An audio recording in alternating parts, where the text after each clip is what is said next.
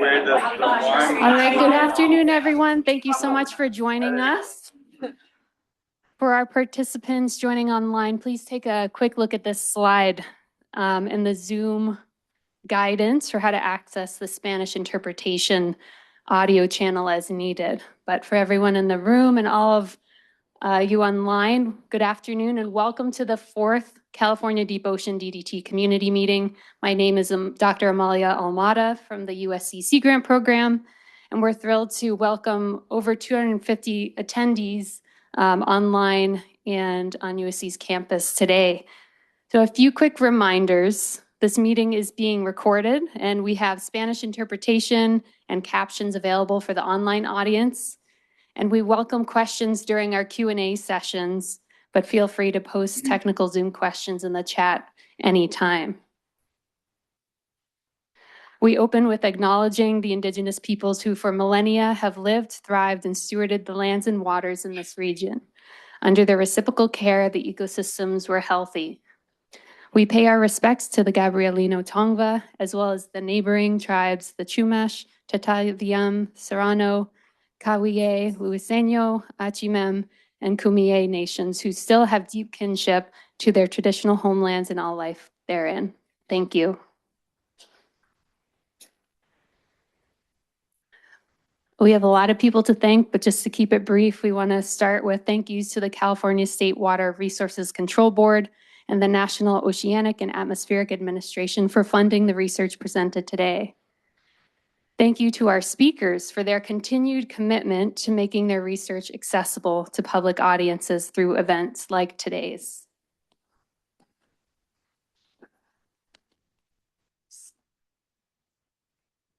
And finally, thank you to our planning committee and moderators from Heal the Bay, Southern California Coastal Ocean Observing System, and the Sacred Places Institute. To ensure a productive meeting, please be respectful, constructive, and mindful of diverse perspectives represented here today.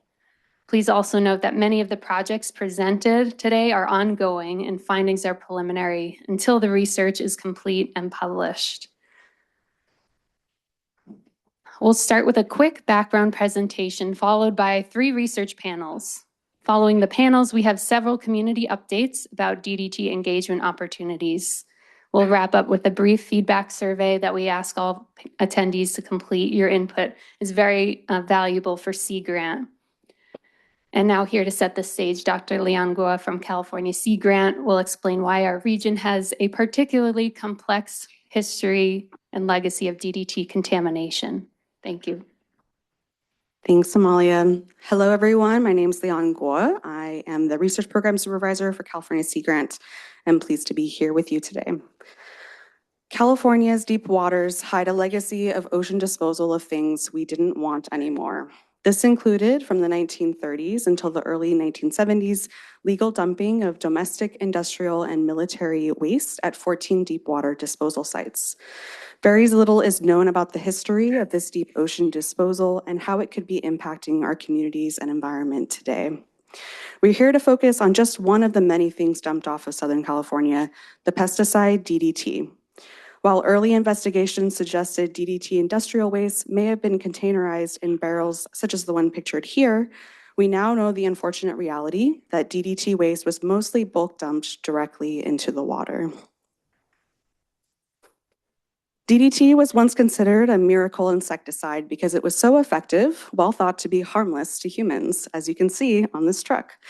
However, increasing evidence connected DDT exposure with decreasing breeding success in birds and fish, as well as to higher rates of cancer and endocrine disruption in marine mammals and humans. One iconic example of this is DDT causing eggshell thinning in brown pelicans and condors, among other birds, often leading to broken eggs when the parents tried to interact or incubate them. As a result of such findings, DDT was banned in the US in 1972, but it is still used in other parts of the world today. More than 50 years after its ban, we're still finding DDT waste in the environment, from sediment to animals. This begs the question, how big is our DDT contamination problem, and is it still affecting wildlife and humans today?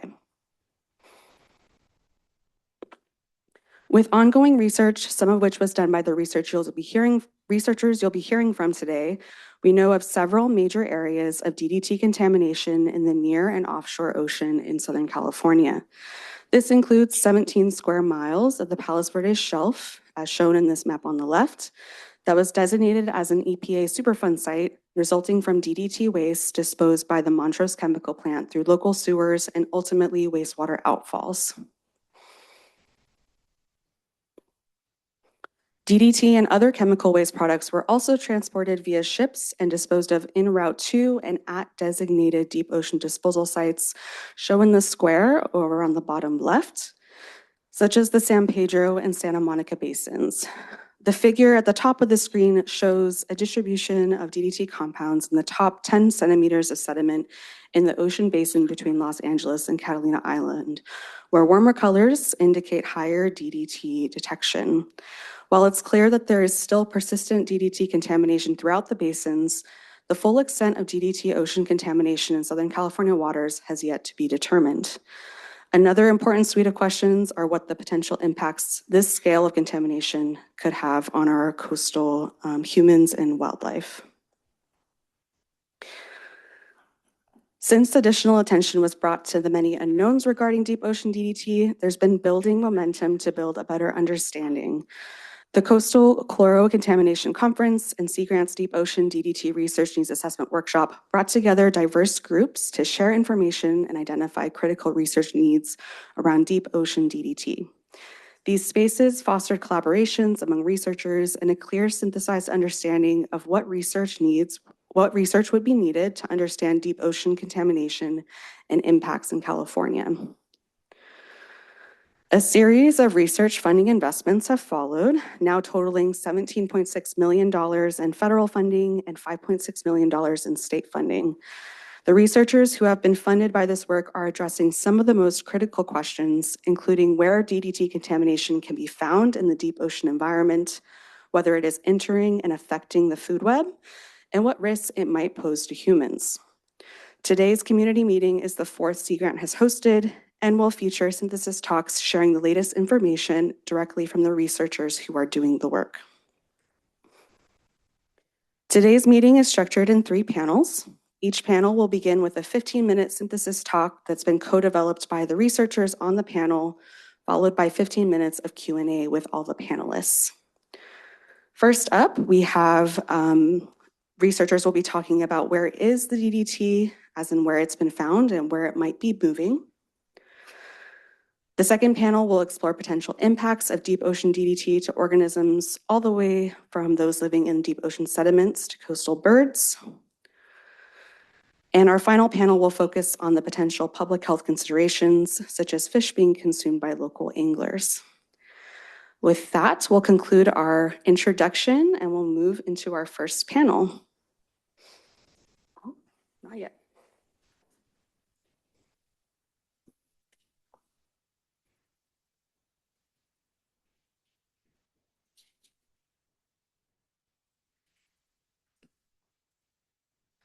Hello, I'm McKenna Martin. I'm the outreach specialist with the Southern California Coastal Ocean Observing System, and I'll be moderating panel 1, Where is the DDT?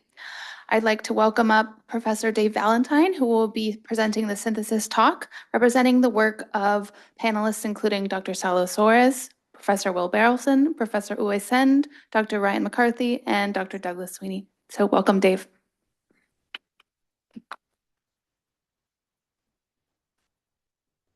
All right, thank you, McKenna. So I think I've got 21 slides in 15 minutes, so I have to go a little fast because everybody got to contribute slides, and that means we get a little bit more than I can actually get through, but I'll do my best. So our panel, Where's the DDT, is going to deal with really 4 sub-questions. First, where and how was DDT dumped originally? What was found at the dump sites when we collectively went and looked? What happens to the DDT once it's dumped? So a little bit of a dive into chemistry, and then the present status of that DDT. So the first point I think Leon made earlier is that DDT was not in barrels. It was bulk dumped. And so this is a historical image that Jacob Schmidt tracked down of the tanks that we believe were used to store the DDT acid waste. And so that's shown over at the right. This was done by the same company that was dumping some other stuff that we'll talk about later.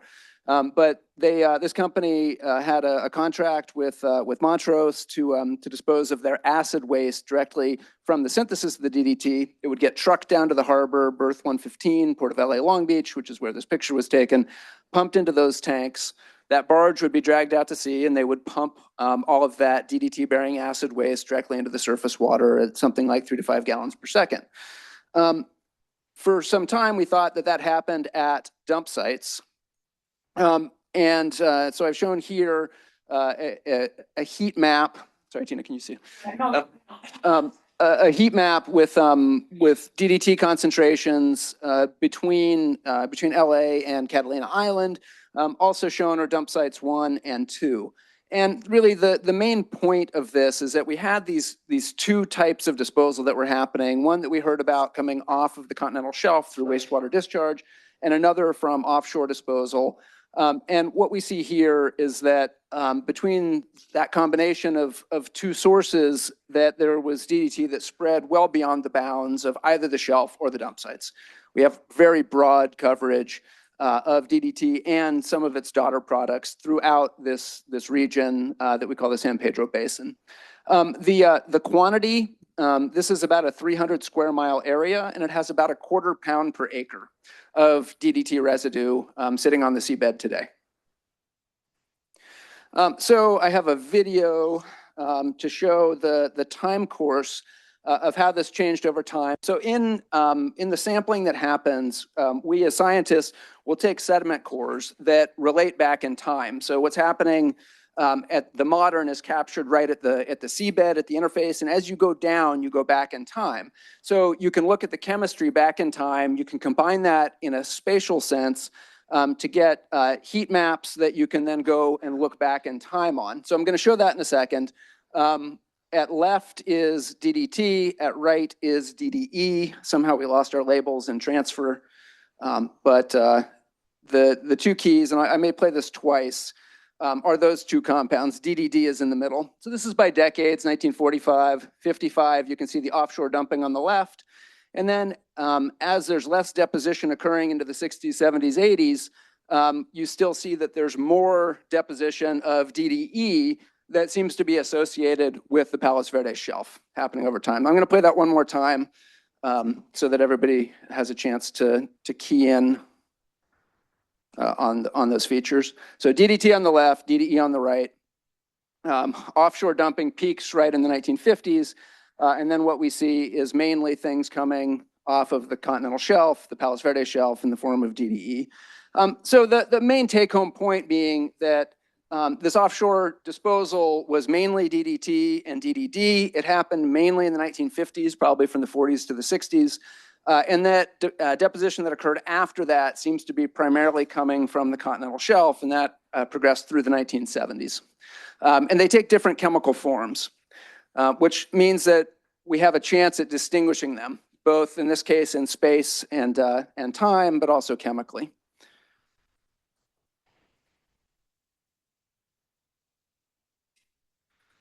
So we've also been looking at then the relationships to understand what's coming off of the continental shelf and how to distinguish that from things that were deposited offshore into the deep. And we've developed a couple of ideas for what we call proxies, or chemical measurements we can make that tell us what was happening with the deposition of the things we care about. And in this case, we figured out a way to look at the material coming off the shelf through a signature that's coming through sewage, through the wastewater outflow. And so this is a video, and it's going to go from 1940 up to 2015. And it's really a proxy for the DDE, so this daughter product of DDT that was coming off of the Palos Verdes shelf and depositing down into the deep San Pedro Basin. So 1940 is before there was any DDE coming off through wastewater discharge. And then what you'll see are these hotter colors as a proxy for that contamination as it's coming off the shelf and depositing to the seafloor. And then eventually, as other forms of treatment of sewage particles come into play, you see less of that, and you go back to something that looked like the the pre-1970s. So if you follow that time, you're in the 1940s into the 50s, 60s. You're really heating up into the 70s, and then by the time you get into the 80s, you see other processes to remove that amount, and you're in the 2000s, and you start trending back toward modern. So we've developed these proxies as well to help us understand the different sources of DDT and DDT breakdown products in the deep basin. Let's see.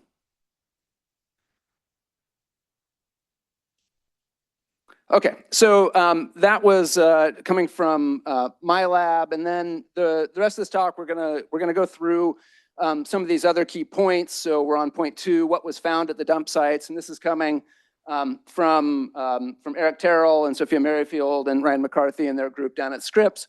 And so what they did was to take both autonomous underwater vehicles, which are not tethered to the boat, they're pre-programmed.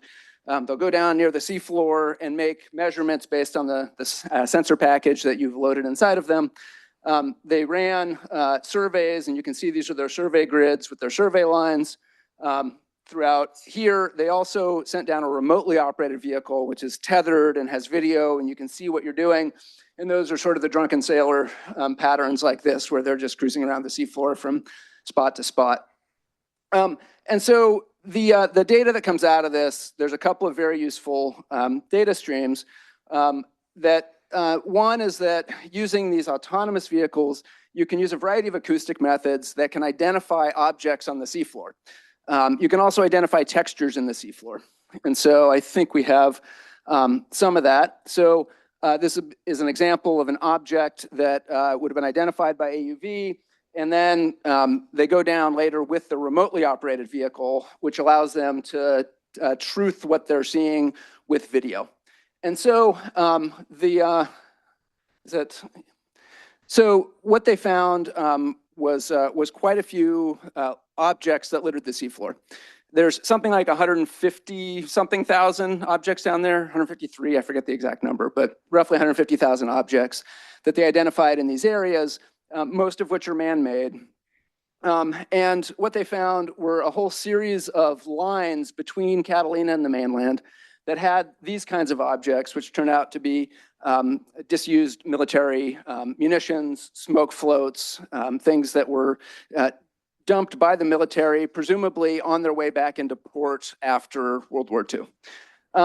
So there were ammunition boxes, presumably full of ammunition, and a variety of other objects that are shown over here. They also, of course, saw many barrels, which is what triggered a lot of this to begin with. And then they saw a variety of what appear to be man-made mounds of some sort, or some sort of debris that has turned into a mound of unidentifiable something. Work in progress, I'm told. And then I think a host of other stuff that they won't tell us about, helicopter crashes and planes and probably all sorts of weird stuff. I'm sure that's all top secret. So the other thing that comes out of this analysis is that by making these acoustic measurements of the seabed, you can also see things like the topography, the microtopography of the seafloor, the roughness, which tells you something about the processes that might be going on, particularly with small burrowing animals. And so this group is also developing maps to help understand how the texture of the seafloor relates ultimately to the chemistry and the potential for remobilization of DDT. So the third item in this category of what was found at the dump site is coming from Jacob Schmidt's work and historical analysis, where he came to the realization that California Salvage Company, the company that was disposing of the DDT waste, was also accepting radioactive waste from a variety of different sources in the LA area in barrels and cylinders and other forms, and that there's pretty strong evidence they were taking that, and also circumstantial evidence that they were disposing of it. So we are fairly confident that there was also low-level radioactive waste disposal that was going on concurrent and after the DDT disposal ended. Okay, so moving on to the third point, this is coming from Sarah Gailey and Salo Soares down at Scripps. And what they've been trying to do is to understand what happens when this DDT hits the water. So you have this sulfuric acid waste that's laden with DDT.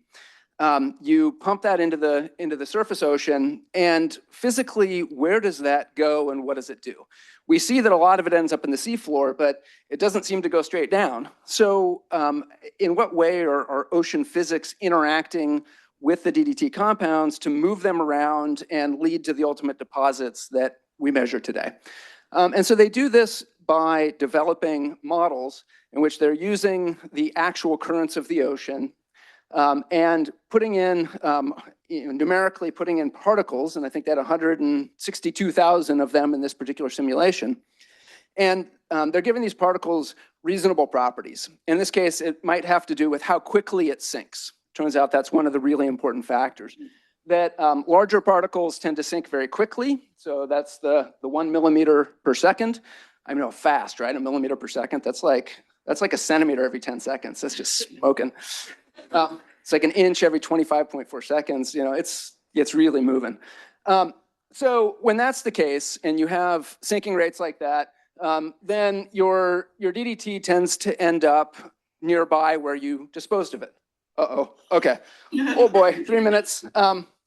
If you have a slow sinking rate, then it ends up all over the place, right? And this is what they've been doing to try and model this. They've also been looking at the seabed and the potential of currents at the seabed to come and move, remobilize the sediments that have deposited and move them back around and resettle them elsewhere. Okay, so I'm gonna have to skip a few things. I apologize to my fellow panelists. So Uwe and his group have been putting down these systems onto the seafloor where they're making measurements in real time of currents, of oxygen, and of DDT in the bottom waters of the San Pedro Basin. And this is some of their data. This is their mooring arrangement. So this is just sitting on the seafloor, and they have a variety of sensors and samplers that exist above that. And then they're measuring the physical and chemical properties of the water to help understand what's really happening down there, because we're talking about 3,000 feet deep. It's hard to scuba down there. I mean, actually not, but getting back up is the challenge. So I got to skip data. I apologize. They've had some success in understanding how the water is moving there, how things are getting flushed around, and they've also got some preliminary chemical measurements for how much DDT and some of its products are dissolved in the bottom waters, which is going to be very useful for comparing with some of the other data that other scientists have been working on. Will Barrelson, meanwhile, has been looking in the seafloor and at the components that dissolve into the fluids within sediment. So sediment is particles and water, and you can accommodate some of these DDT compounds within that water portion, where they then can gradually work their way from the sediment out into the bottom water. And Will has been using some new chemical techniques to look at the whole suite of potential compounds that exist as daughter products of DDT that can then move around in the environment. Meanwhile, Paul Jensen's lab and Doug Sweeney has been looking at the potential for bioremediation, and what they've seen are that when you add a whole bunch of DDT to bottles, there are microbes that grow up and will help to break down that DDT at least a couple of steps. They see it happens, yes. There's some pathways, a lot of chemistry, and fluxes of roughly 8 tons per year coming from Will's group as an estimate of how much of these dissolved components are coming out. It's a good counterpoint, or a good point of comparison for other estimates that are out there. Okay, so I think I'm going to end on this slide and just say the bad news, I don't get to tell the whole story. The good news, that the DDT is buried, and we're watching that burial. There is degradation going on, but there's still a lot we don't know. Sorry. Okay, thank you all very much.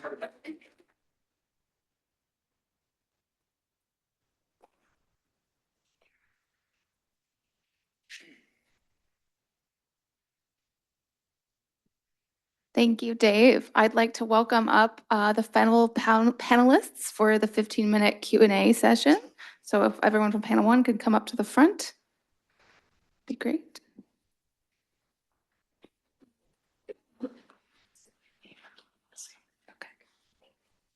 Way too many.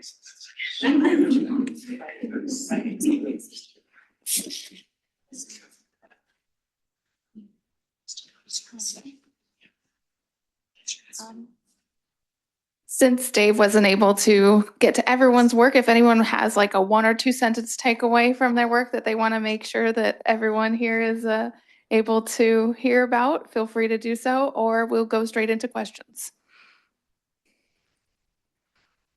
I did get to everyone's work. Good job. For the record, I You did it. Just wasn't pretty. All right, we'll go straight into questions then. Do we have any questions in the room?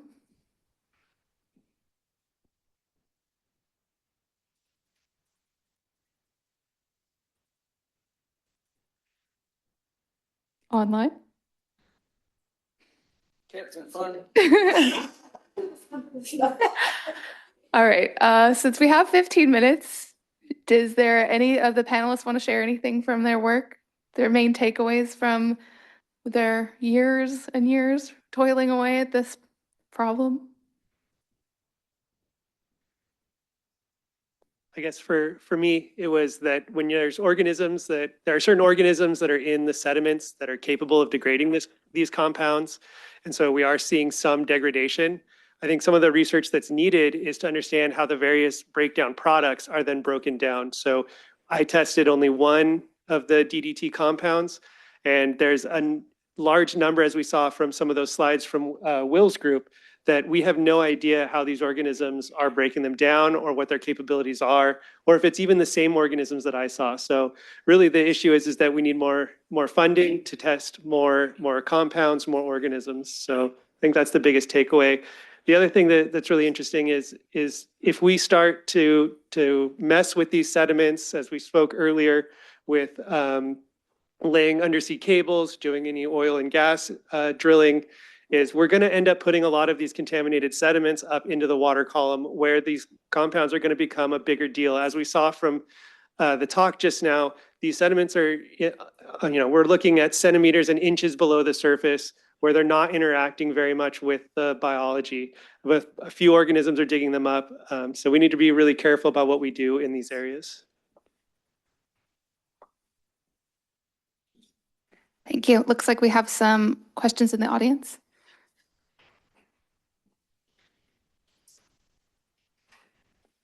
We're running a mic to them now. Thanks. I have a question about the studies with the microbes. Were the levels of microbes that you were using characteristic of what you would see in the environment, or were they kind of elevated concentrations beyond what would naturally occur? Yeah, so what we started off with were sediments collected from the dump site with the natural concentrations and amounts of organisms. But what we ended up seeing at the end of the incubations were unnatural amounts of these organisms. So we did see this increase in certain groups that maybe they were increased over their natural concentrations. So, what it really just told us was, are these organisms there and who are they?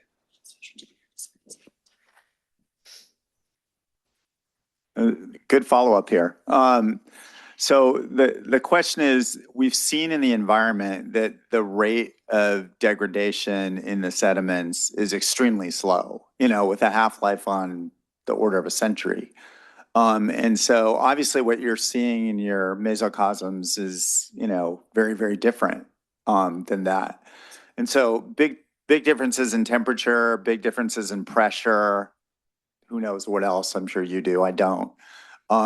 And so how do you get at that? Because from the standpoint of how to make a big difference in the environment, it's more like, okay, and at what time scale would that actually make a difference? And so what are your thoughts related to that? Yeah, I mean, you bring up extremely valid points, right? Things happen slower at colder temperatures. These organisms in their in situ concentration or amounts is super low. So I think, I can't speak to how long it's going to take for these organisms to break down the DDX compounds, but I think that what we can say is that they have the capacity to do so, and probably some of the degradation of these compounds in the sediments is due to some of these organisms. What are the organisms that are breaking it down? Yeah, so we believe that these are methanogenic organisms. So these are organisms that actually breathe carbon dioxide, kind of what we exhale, or they eat it and they convert it to methane. And in doing so, it appears that they're capable of breaking down the DDT and using those as electron acceptors. So we also see these sulfur reducing organisms that use sulfur as electron acceptors. And so when I say an electron acceptor, when we breathe in oxygen, we're using that as an electron acceptor for the electrons from our food. So all that food you ate at lunch, we're exhaling it as CO2. These organisms are doing that with compounds such as DDT or even sulfur compounds. And they seem to be doing it together. So there's some sort of complex interaction between these organisms that maybe more research can elucidate that, just a couple of mesocosm experiments that I ran for 5 months may not answer. Yeah, I have a question. I think there is a hot spot closer to the island, Catalina Island. I forget if we discussed that before. Potentially, how would that happen? And are there any of the other barrel-like objects also in that same hotspot? Yeah, I think I can take that.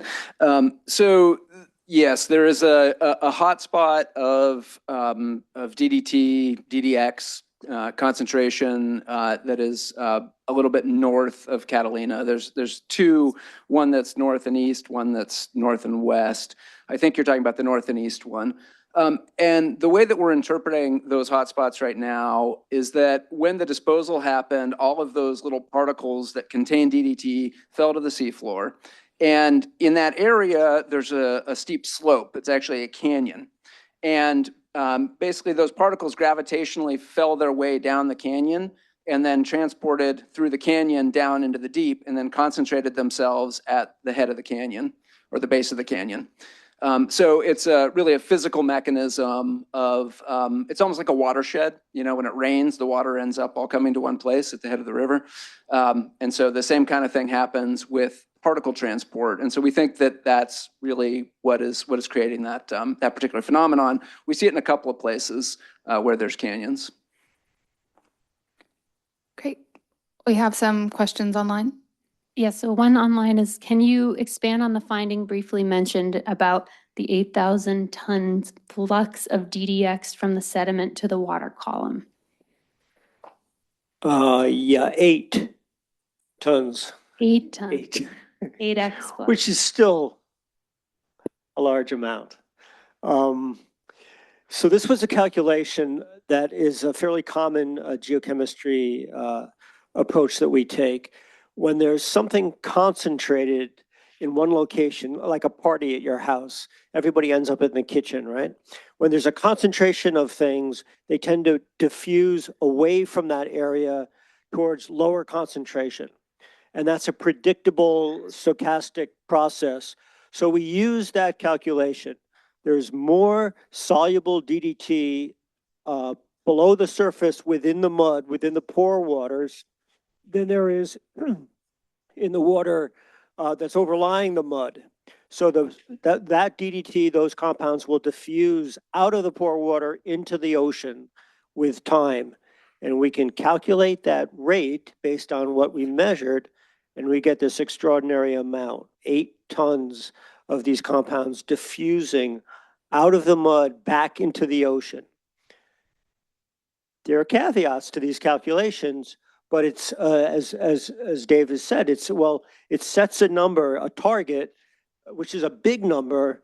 In some ways, it's a nonsensical number, but it's a number that we probably want to check on in some way or another. I mean, if even half or a third or a tenth of that were coming out, it would still be a large number. So we really are interested in the mobilization of this stuff, how it gets to the sediment, and then how it may also leave the sediment and travel elsewhere. That's what this was about. I just want to add a little bit to that because I didn't do justice to Will's slide. I had to go a little fast at that point. But what that calculation was for were for some of the daughter products of DDT. So DDT, it starts out as DDT, but then it loses chlorines and it goes through a series of daughter products, and eventually it starts picking up oxygens as microorganisms in particular are degrading it. And so that particular calculation was for a set of compounds that was fairly far down into that more oxygen-containing realm. So the question was it DDX? And I just did not properly distinguish that in the talk. So those calculations were not for DDX. The burden calculations that, if you'd read carefully on one of the slides, were for DDX. So they're a little bit of apples and oranges, just so to be clear.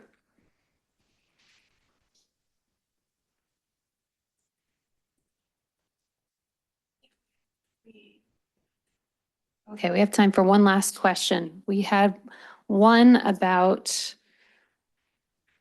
sorry, I lost it. Is the area of contamination growing? What causes the ongoing appearance of DDE in the PV coasts into recent years? Is this urban runoff? Okay, I think I can take that. So the Palos Verdes Shelf, as I think most of us know, and certainly anybody who took the fisheries interviews knows, is a Superfund site. And the sediments of the Palos Verdes Shelf are very heavily contaminated with primarily DDE. At one point in time, it was DDT, but by the time it deposited into the shelf, it was in this daughter form of DDE. And so if you imagine that you have these sediments that have deposited in the shallow waters of the shelf, over time, some of that's going to come down the slope and find its way down to the deep basin.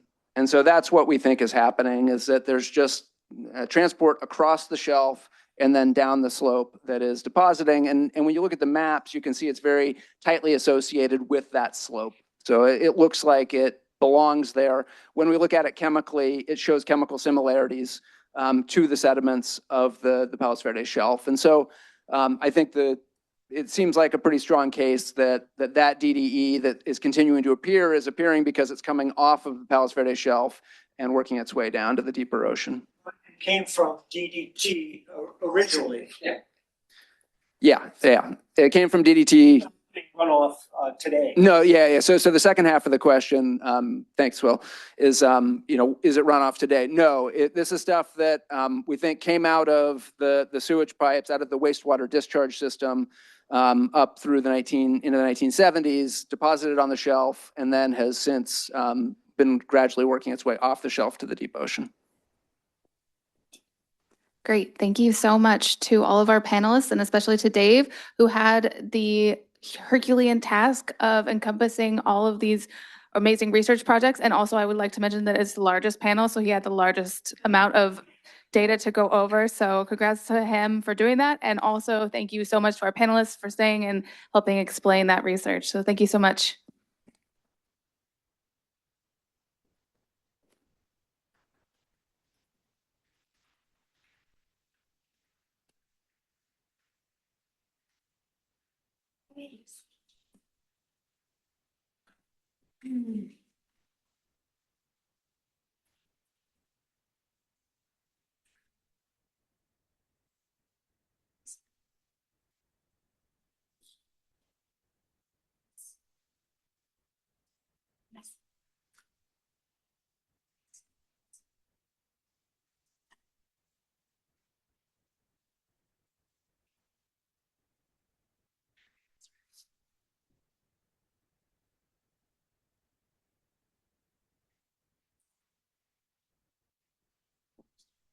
Good afternoon, everybody. My name is Tina Calderon. I work for Sacred Places Institute for Indigenous Peoples as the Director of Ocean Protectors Program, and I'm also Gabrielino Tongva and Chumash.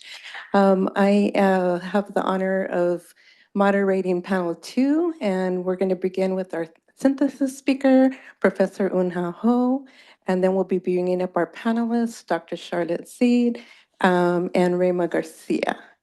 So thank you so much,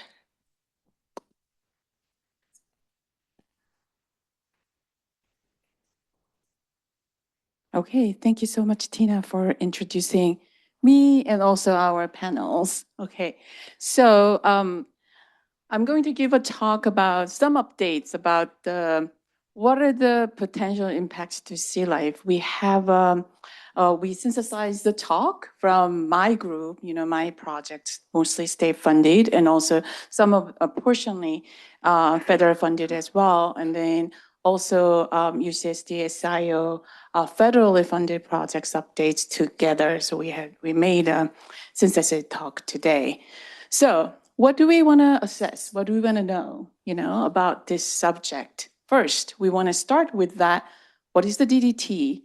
And then you've probably heard for the past few years, we're talking about DDT plus, so I just want to make sure just to define what is the DDT. The DDT refers to both a single chemical and a group of 6 closely related chemicals.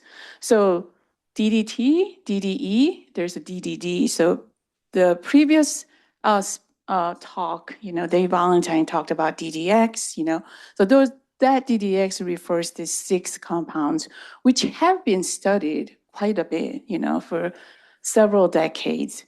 And then before that, we started this kind of large study, our group, and we identified the DDT, large DDT-related chemicals.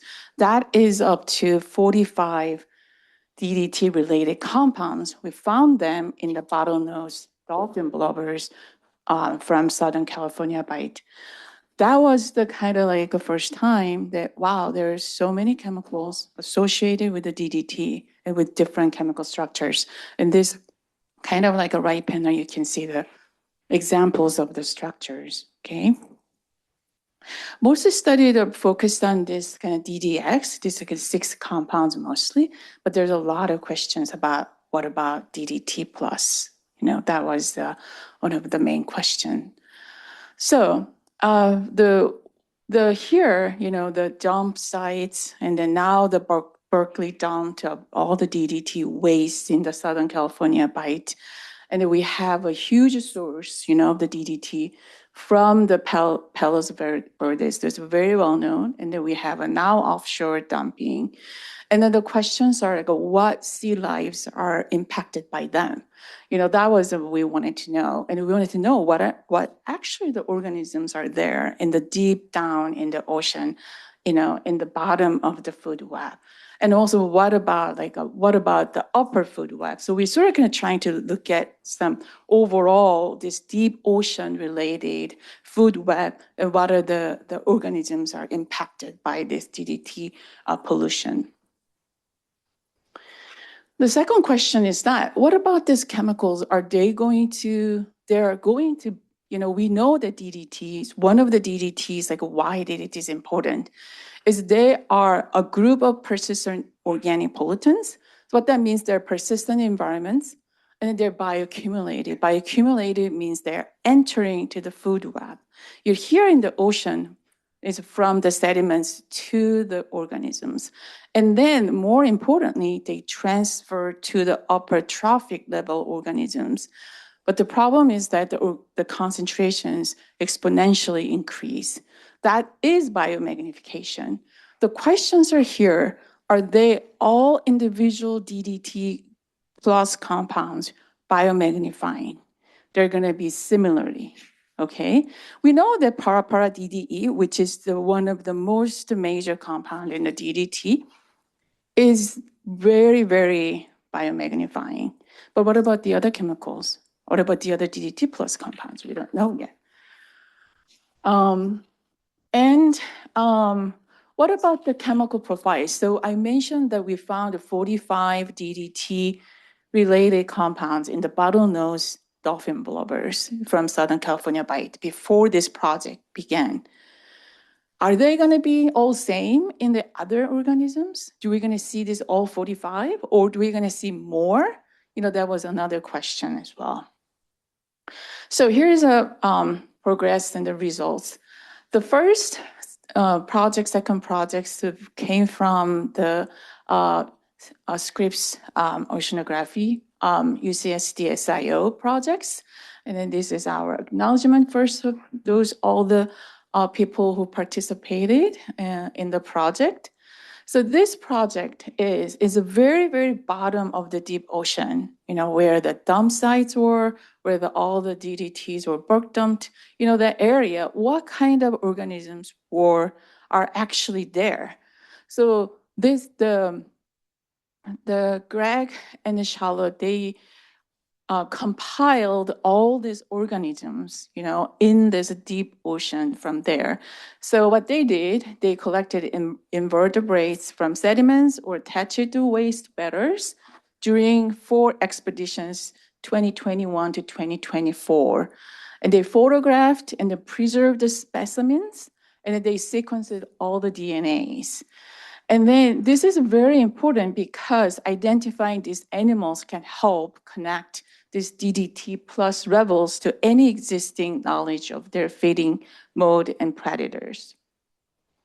The next project was led by Dr. Aluea, Choi, and my group together, and it was a benthic food web.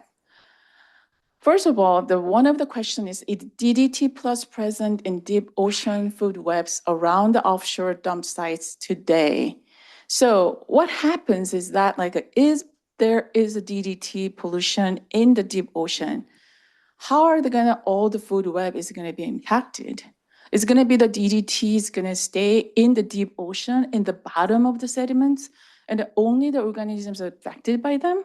Or are there any other animals actually can play a role and transfer this DDT, move to other organisms? So there's one kind of fish. It's called a lanternfish. It's mactophage.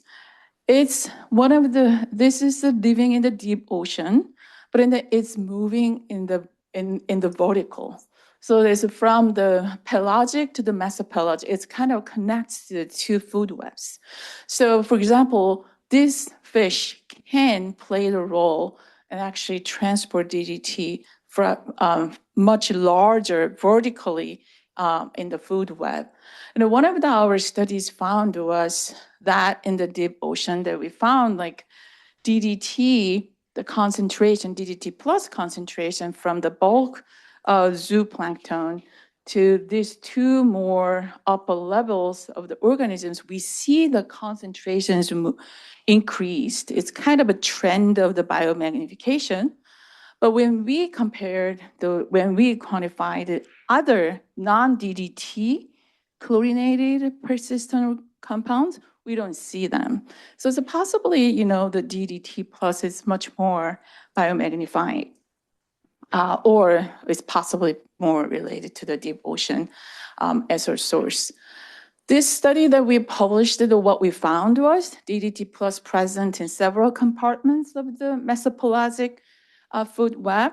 DDT plus was identified 100 kilometers from the offshore dump site, indicating prey species movement may transfer the contaminants outside of zone of impacted sediments. So this is the kind of the upper level. The map shows that, that shows a much further, possibly, the DDT plus pollution happened way over, beyond what we think. And the trophic magnification of DDT plus was detected. The second question was, can we determine whether DDT plus in deep food webs originated from the offshore dump sites? This is what is currently in progress. And then same thing, that we will use the archived mactophage fish samples.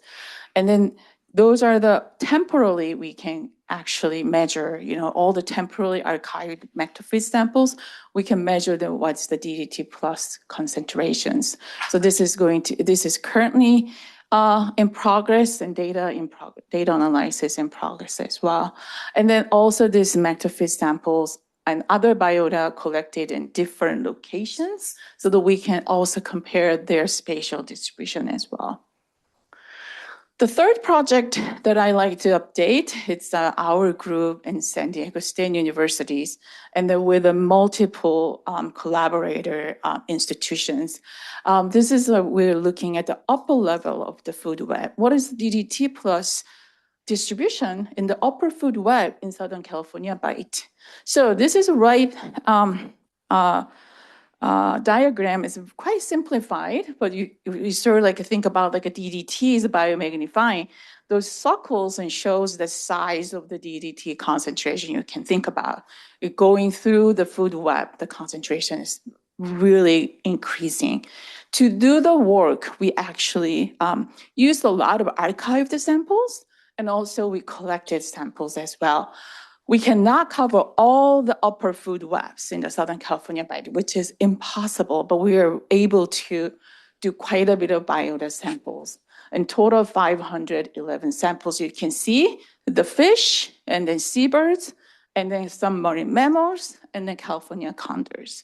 California condors, not exclusively in the sea, ocean food web, they do eat other terrestrial prey as well, but it's known to eat the marine mammals.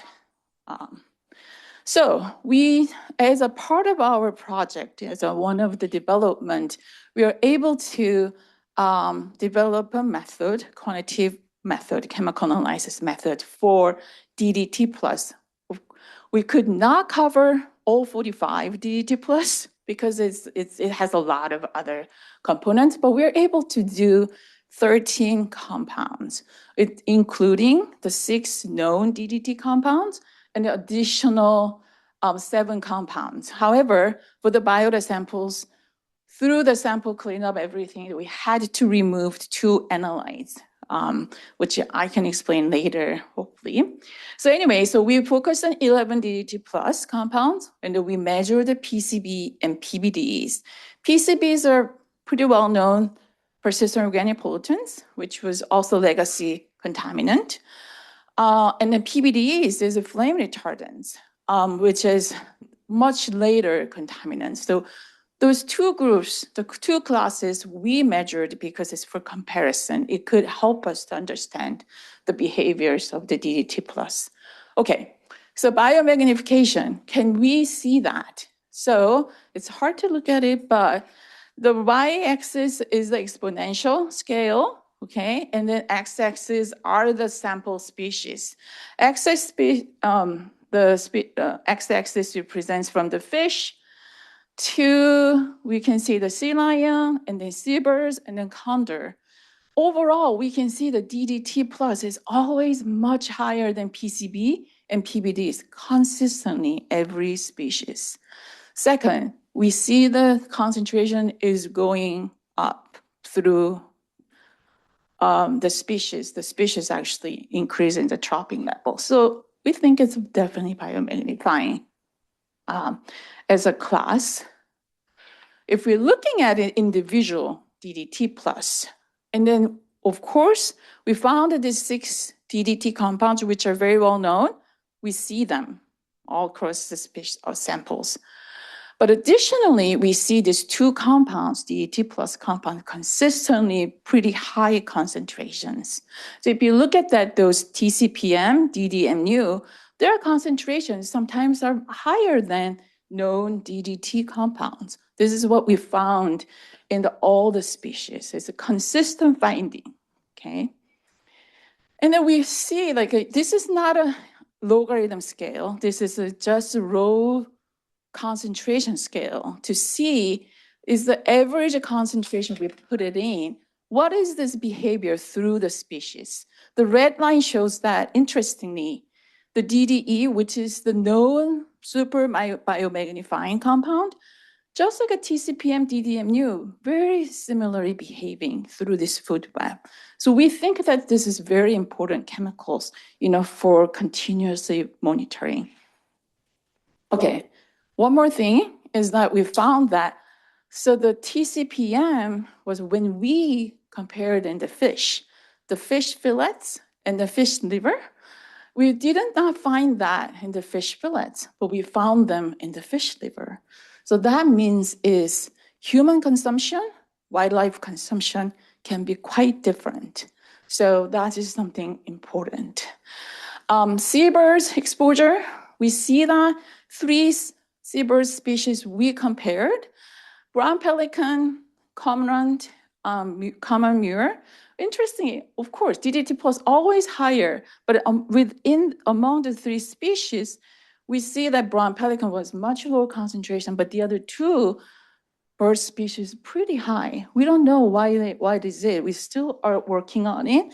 But interestingly, their diving depth is different. They're much deeper than brown pelican. We don't know, is that the diving depth is kind of related to the high body burden? It's a question. Okay, I'm gonna this is gonna be last one. Okay, the sea lion pups. So one of the things is we study the sea lion pups and also sea lion adults. They're not pairs, but they're all kind of like a Southern California bite. Interesting thing is that sea lion pups, they have already exposed to the DDT plus quite a bit, okay? Important thing is that the sea lions exposed already, they were very, very young, which means the early exposure and continuously exposed to DDT plus. This means that their early exposure, their chronic exposure to DDT plus, how does that impact their health? We know that sea lions have a lot of health problems, from California sea lions. Okay, so we found more DDT-related compounds from this study. We started from 45, now we found 72 compounds. So there are more data will be coming. Okay, so that was important thing is that risk is always combination of the exposure and then toxicity. We're talking about here, a lot of data is more like exposure. And then we needed to also know the toxicity, and our project has the component. Dr. Sant is working on quite a bit, and then she will share the next panel 3 meeting, I think. Okay, yeah, I'll end my presentation. Thank you.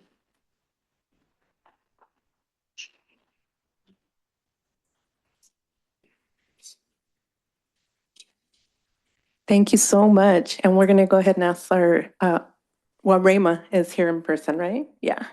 And I think Dr. C will be joining us online. All right.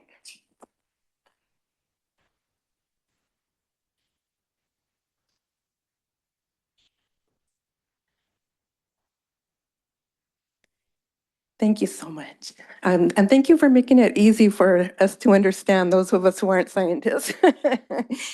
And I know that you are only able to focus on certain sea life, but I do want to ask, through the food chain, there are some other animals that we are aware are being affected, even if they're not in the study. Can you touch a little bit more? Like, I was very surprised to hear about the Channel Island fox. Mm-hmm.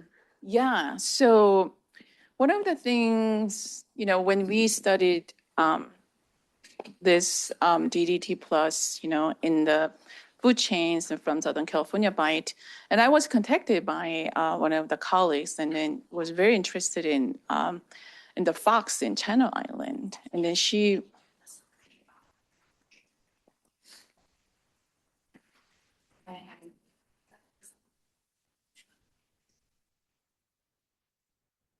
Yeah, so because those fox in the Channel Island, they're right there, and then they eat the seabirds.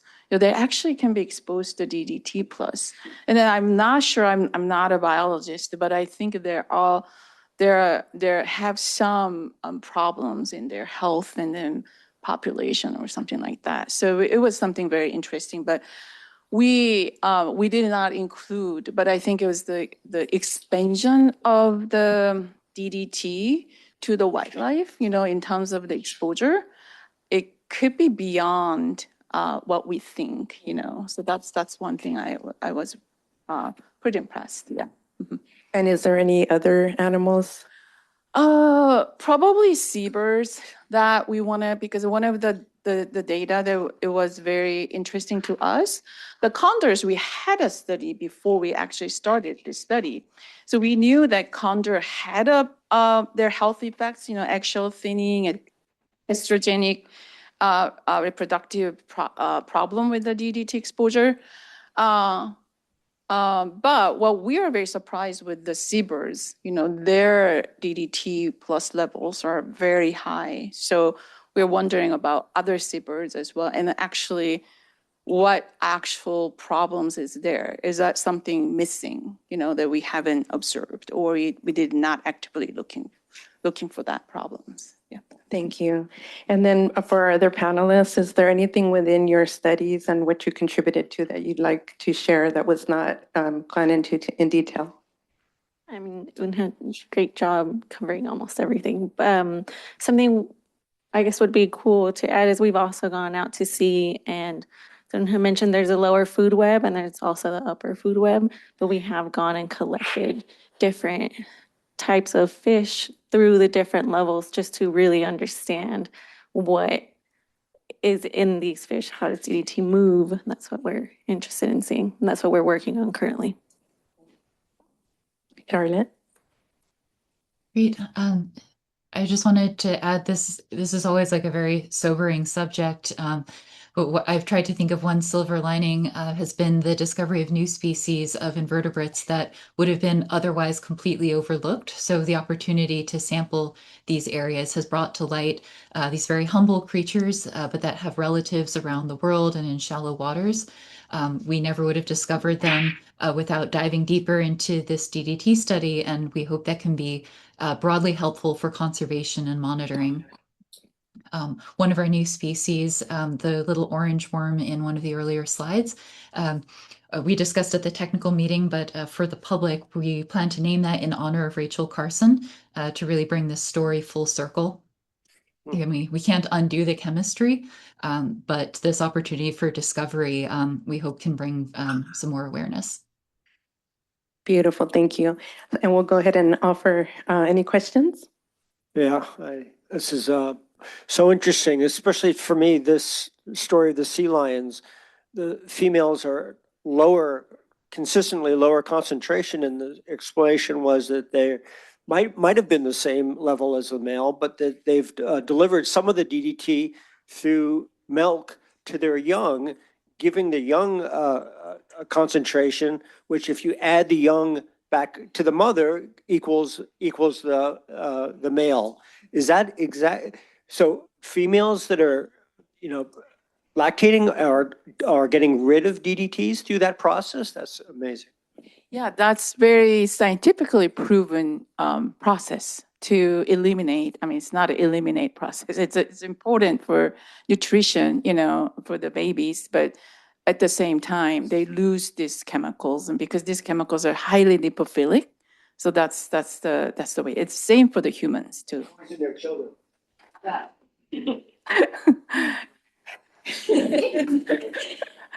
There's quite a bit study about human side as well. Mm-hmm. Do we have any other questions in the room? Hi, I had a question about the 72 DDT analytes you said, DDT plus. What's the significance of that? And then why are there so many?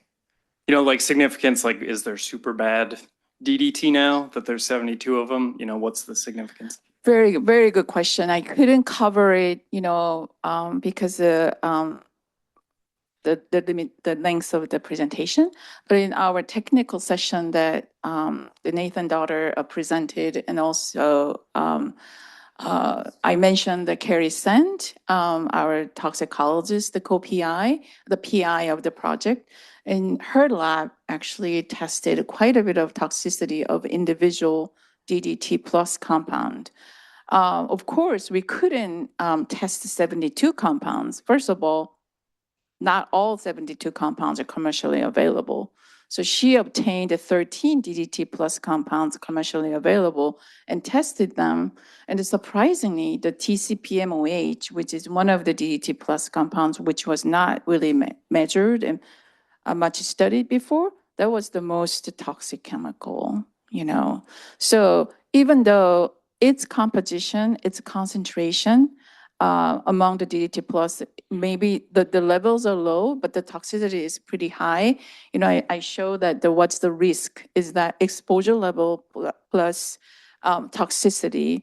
If toxicity is pretty high and the risk goes high, you know, and then she also mentioned synergistic additive effects of the toxicity. So DDE, para DDE is the major DDT compound, you know, no question. But if these additional DDT compounds act similarly or even higher in a certain toxicity, these all can be combined. And then so only the measure of only concerning about DDE, maybe underestimation of the DDT overall toxicity and health effects. Yeah.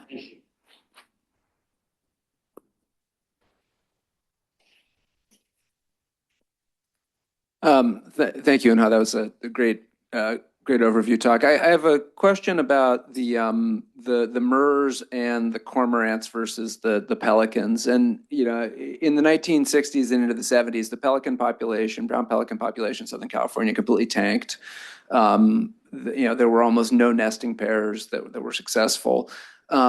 You know, and what you're showing is that there's, you know, order of magnitude higher accumulation in these two other species of birds. Is there a historical record about how those populations fared back in the 60s and 70s when the pelicans were tanking? That's a very good question. I don't know. We're definitely going to ask our collaborator, our co-investigator, and we received all these bird samples from Dr. Rebecca Durr, an International Bird Rescue Center, and then we'll definitely work with her. We are going to work on a manuscript, and that's definitely has to be incorporated. This is why that we think the seabirds are so important. You know, this is one of the surprising results that we got. Yeah. Thank you.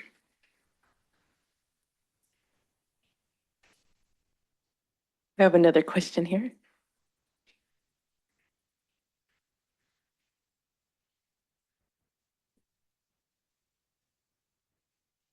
I'm curious about where some of the other samples come from and just thinking, you know, about other impacts that are facing marine mammals and some other organisms and wondering, you know, are there, like, for example, all the marine mammals that were impacted by the harmful algal bloom, you know, this past year, could they be maybe more susceptible because they have like a history of DDT exposure or something like that? Like, are you seeing it more in injured animals, dead marine mammals? That's a very good question. So we collaborated for this study with the two marine mammal centers, the TMMC and the PMMC. So the one is Laguna Beach, one is the Monterey Bay. They actually selected the samples based on their histology information. So the cancer, you know, the sea lions have cancers. Sea lions have no cancers, you know, among their archived samples. So they're selected very systematically, you know, to test the hypothesis that the DDT plus can impact on this, the causing cancers, you know, sea lions. Yeah. Any online questions? Yes, we have time for one last question. I think we have a lot of great questions, but there's one here asking about, you mentioned the children's book in development on one of the slides. Could you talk a little bit more generally about what methods and approaches are being considered in communicating this data to broader communities? Oh, yes. So one of our outreach components was the publication of a children's book.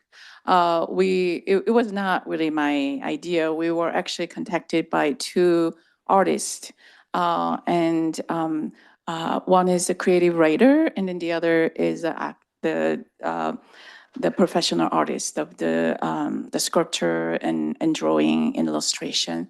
And they actually read Rosanna Shia's LA Times article, very inspired the story. And then they came up with the idea, and then we basically the Sea Grant helped to print the books, and then we print books around 500 books, something like that, so that we have disseminated, to teachers and then, our collaborators and marine mammal centers, things like that. And also we worked with the schools also, McKenna will talk about it later.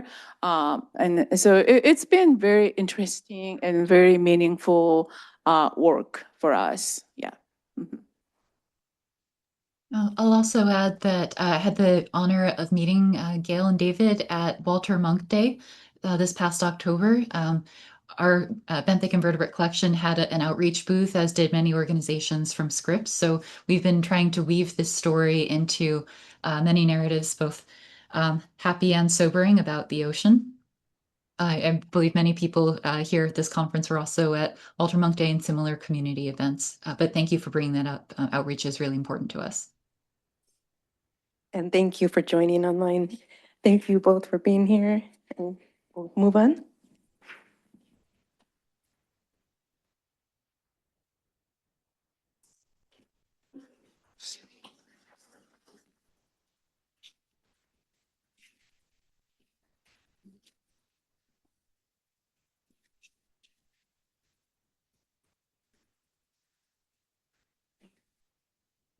All right, good afternoon, everyone. Thank you so much for being here. My name is Zoe Collins. I am a Science and Policy Associate Specialist with Heal the Bay, a local nonprofit organization. And it is my great pleasure today to introduce Professor Carrie Sant, who is an Associate Professor in the Department of Pharmacology and Toxicology at Michigan State University, and will be giving our keynote presentation for panel 3, which is understanding the public health impacts of DDT. All right. Good evening, everyone. I'm so sorry that I'm not able to be there in person. I recently moved from San Diego State University to Michigan State University, and we had nasty winter storms yesterday, and all of our flights were grounded and got canceled. So unfortunately, I'm unable to be there with you today, but please know I would much rather be with you in warm Southern California right now than stuck in this blizzard. So I have the absolute privilege of being our synthesis speaker for our third panel on public health implications of this research. I'm going to cover a couple of the basics for how we translate this into public health contextualization. And then I'm going to turn it over so we have a lot of time with our panelists, Dr. Katie Lyons and Tony Slove, that we can talk about the projects that I'll be covering here today. All right, so first I want to start off with the concept of One Health, just to really translate this from panel 2's topic now into panel 3. So public health is kind of this unified approach to assessing animal health, environmental health, and human health, and acknowledging that we're all part of one ecosystem. So something that happens in one of these 3 systems likely translates over to the other ones. This is a huge area of study that's recognized by the World Health Organization and beyond. So really a lot of the public health implications here can be rooted in the concept of One Health. So I know we've heard a lot about kind of, there's a long history about DDT's health legacy. So I wanted to really highlight a few of the things that we talk about when we think health implications of DDT. So what do we know? We know first and foremost that there are reproductive and developmental toxicities. So things like endocrine disruption, meaning that hormones are being disrupted, either how they signal or even making those hormones. Perhaps most classically, we know that there's eggshell thinning in birds that leads to declining developmental success. We have reduced fertility, precocious puberty, meaning early onset of puberty in humans, and then also increased pregnancy loss, especially at high exposures.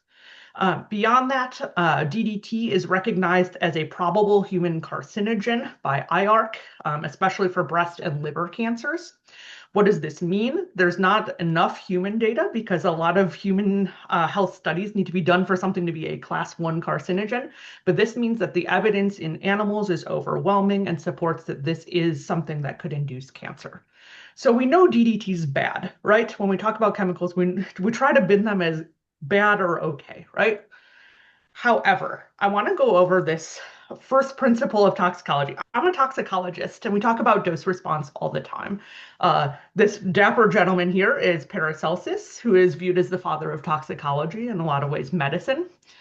And we get this famous quote from him, that poison is in everything and no thing is without poison, and that the dosage makes it either a poison or a remedy.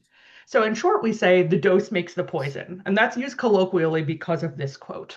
So what I want to highlight here is that for any given compound, there's a dose that we're exposed to, right? And a response, or think of that as a toxic effect, such as infertility, etc. So for any given chemical that we run into, there's going to be concentrations that you are exposed to that might have no health effect, right? Then there will be intermediate concentrations, such as shown on this slope here, going up on that graph, where you're starting to see some health effects become more and more obvious in populations. And last but certainly not least, you'll have high exposures or doses coming from the environment and beyond that definitely lead to a health effect, and it may be severe, right? So this is the concept of dose response. So I know Unha already alluded to this, which was wonderful, but how do we know if a chemical is unsafe? So there's the concept of health risk. And health risk is the chance or likelihood that something will harm or otherwise affect your health. Okay, and that's the NIH definition. So how do we define it? And again, thank you, Dr. Ho, so much for doing a great job of introducing this. Risk is equal to the exposure times the hazard. So again, the exposure is how much chemical do we come into contact with and how frequently are we coming into contact with it, versus hazard, or what people usually think of as toxicity. Does the chemical do anything? What are the health effects? And how much of the chemical is required to cause those health effects? Again, like a dose response. And when we're mapping risk, we tend to group things into high, medium, and low severity scores, where if we're not exposed to that much of it and it doesn't really produce much of a health consequence, that's low risk, right? Versus something that we might be more highly exposed to that does produce a lot of health effects might be particularly high risk. So with that, now setting the stage of exposure and hazard, I want to move into 3 projects through these programs that we think exemplify the public health impacts of DDT and DDX and DDT plus exposures. So first, I'm going to briefly introduce the work being done by Dr. Katie Lyons, who will be serving on our panel, looking at how much could we potentially be exposed to DDX. So Dr. Lyons and her team have measured muscle concentrations across several species of elasmobranchs, which I'll show on the next slide, some cute images of critters. So Dr. Lyons' team had looked at several different species, namely angel sharks, bat rays, and leopard sharks, to determine in general whether or not exposures to or concentrations in these animals' muscles might be over or under FDA potential allowable limits, right? Or recommended limits, or no consumption limits, excuse me. And overall, the majority of the animals that were sampled fell under the no consumption limit levels. Does that mean they're safe? Absolutely not necessarily. Again, the dose makes the poison, and somebody who's eating a lot of these tissues is going to have a different exposure than maybe somebody who eats them every now and then. However, again, I'll let Katie talk about that during our panel, but there is potential risk that is carried out with that as well. They also looked at the concentrations of different types of organochlorines in these muscle tissues, and the overwhelming majority in all 3 species were of DDXs. So I promised you cute critters. So one of the cool findings from the study here is looking at how animal movement affects those accumulation patterns. And looks like we have some misalignment there.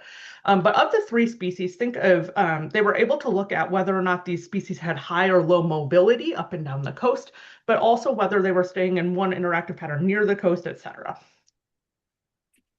And one of their findings in the liver was, no surprise, the species that were in or living in or around Los Angeles were still the most contaminated, right? Which are located near these dumping sites that we've been studying. Next, I'm going to cover Tony Slow's project, and Tony's coming from Scripps Institute of Oceanography, looking at what factors might affect DDX exposures. So their team's research looked at DDX in recreational fish. And they found that some of the biggest predictors of fish contamination were sediment contamination near those sites, and the food source of the animals, right? DDX concentrations were found to be the highest around the LA Basin and Palos Verdes Shelf, which makes absolute sense. But for the benthic fish in particular, those DDX concentrations increased as the fish got larger. So this hints towards some potential bioaccumulation or even potentially biomagnification. Their team also did a lot of angler interviews, which is a great public health awareness project as well. So in June through September of 2025, this past year, they did 313 interviews across a bunch of different sites around Los Angeles to ask anglers about their experience, how much they're consuming fish, whether they have concern or even awareness about some of these policies, such as the fishing advisories. And some of the cool things that they found were that anglers generally follow the advisories, which was awesome. But that there might be some ineffective or perhaps confusing communication about why those advisories exist. So again, I'll let Tony talk about this, but some of it is what contaminants are they even being advised about? They know there's an advisory, but they mentioned that some of them assume that it was due to microplastics and things like that they hear about in other media. And last but certainly not least, now we've talked about exposures to people. Let's talk about hazard, right? So what happens once we're exposed? So I'm going to briefly cover, again, the last couple of slides here. Which DDT plus do we find to be the most cytotoxic? So here we did some studies where we have cells, they're human cells that are grown in petri dishes, right? And we expose them to known concentrations of each individual, not a mixture, of these DDT plus compounds. And interestingly, our hypothesis was that the DDT and DDE and the ones that we've been studying for decades were going to be the most toxic. But as Unha alluded to earlier, TCPMOH was the one that we found to actually be the most cytotoxic, leading to cell death at actually about 2 times or half the concentration needed to be toxic for DDT, which was perhaps eye-opening. And likewise, the conformation of each of these different DDT compounds tended to predict the toxicity. So ones that we call orthopara are more cytotoxic than some of the other ones. Next, we looked at, in general, what do these things do? So what we did is we call RNA sequencing. So we looked at which genes are being up or down regulated due to each of these individual exposures. And we did this in zebrafish. So zebrafish are a great model for marine species because guess what? They're a fish. But also zebrafish have about 75% of the same genes as humans. So we can actually use some of these to estimate what might be happening in a human if we were also exposed. And one of the things we found is that those para chemicals all group together and behave very similarly. But then the orthopara species tend to also behave differently and cluster together. But one of the things that resonated with us was that a lot of the genes that are involved in detoxification of these compounds were all upregulated across the different exposures, but especially in those parent DDT compounds. But last but certainly not least, we just want to point out again here, the TCPM and TCPMOH are not a distinct cluster away from these other things. They're behaving similarly to the other DDX. And last but certainly not least is our DDT plus endocrine disruptors. So again, we talk about it in terms of hormones. And I don't know about you, when I think about hormones, I think about estrogen, testosterone, et cetera, right? So one of the more widely known things about DDT is that it acts like estrogen. So it's able to actually upregulate the response that our body has to estrogen. So we looked at the other DDT plus and exposed them to each of those DDT plus chemicals and measured how estrogenic each of these species was. In short, we did that with humans, estrogen receptors, but also because condors were found to be so sensitive in panel 2, we also did this with condor estrogen receptors. And condors appeared to be more sensitive than humans to the exposures. And those orthopara species that I keep saying cluster together and are perhaps more bioactive and toxic also have more estrogen receptor activity. So the other thing we need to consider here is if all of these things are acting on the estrogen receptor, could that be then additive? Could the chemicals all work together? And if we're looking at just one chemical at a time, are we missing a big part of this picture? So in summary, really briefly, DDX are found in commercially and recreational important fish, so there is potential for exposure. Fish consumed outside of these monitored species could be a source of exposure to humans, especially around LA. And while most fish had tissue concentrations below action levels, chronic or high consumption could still potentially be a health risk. So an actual risk assessment would be needed to be able to estimate that. Anglers from the local communities tend to follow those safety advisories, which is awesome news for all of us in public health, right? However, some additional communication is needed to make sure we're getting across what those specific hazards are to those communities. And last but certainly not least, DDT plus across the board tend to have endocrine activity, and they may have some impacts on reproductive and developmental success. So with that, I'm going to turn it over for our panel discussion, and I'll turn it over to Zoe.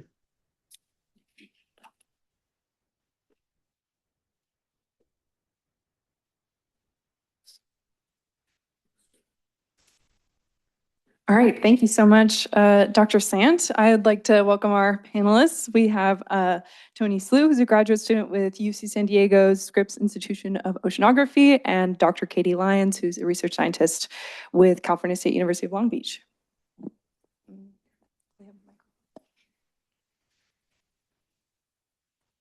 I will open it up to the room to see if there are any questions. We have one online asking about, instead of just warning people about DDT danger, can we suggest species of eatable fish that would be safer compared to others? Yeah.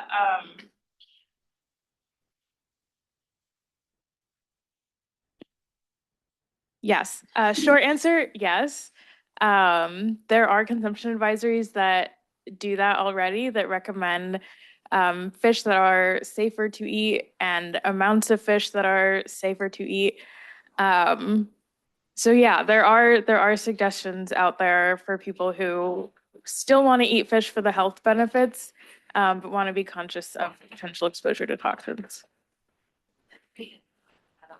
I'll add on to that, and then Carrie, you might want to add on too. So want to make sure you get that as well. Yeah, so even if you don't have an exact advisory, I think thinking about the ecology of a species and the biology can be really important. So, right, bigger is not necessarily better. It's usually often worse because they have usually often traits that are associated with things that cause them to accumulate high levels. So that comes with longevity. So the longer you live, the more time you have to accumulate. And often the bigger you are, unless you're like a blue whale, you're likely feeding higher on the food chain and also then accumulating. So your safer choices are not going to be your tuna fish. It's going to be the things that the tuna fish eats instead, so that you're trying to cut out that bioaccumulation. Again, in absence of having like a specific item that you're interested in. You can use some of those cues to help guide your choices.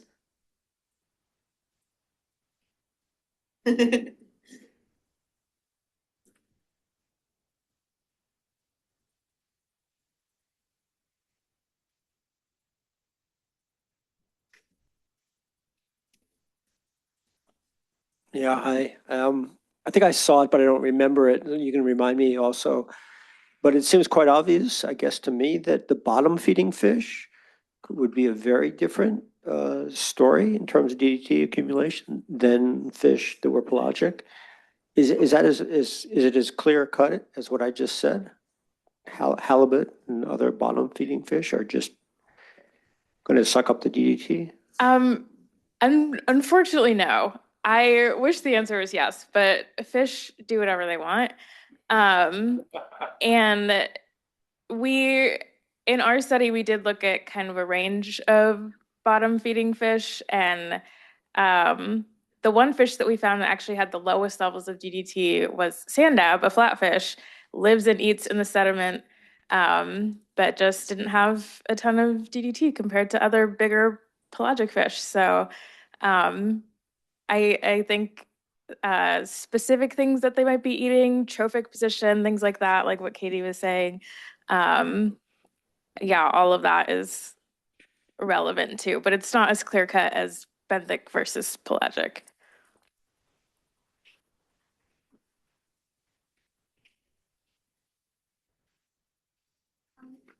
Has anyone done any study about if the DDT consumption is affected by the way that you cook the fish?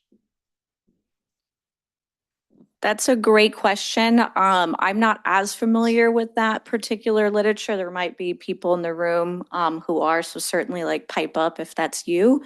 So how you prepare it does matter, and it matters by your fish too. So, right, a lot of these contaminants that we've been talking about today are lipophilic, so they like fat. So if you keep skin on and other parts of the adipose tissue, for bony fish in particular, then that is going to increase your risk because you're keeping those oils and like where the contaminant is.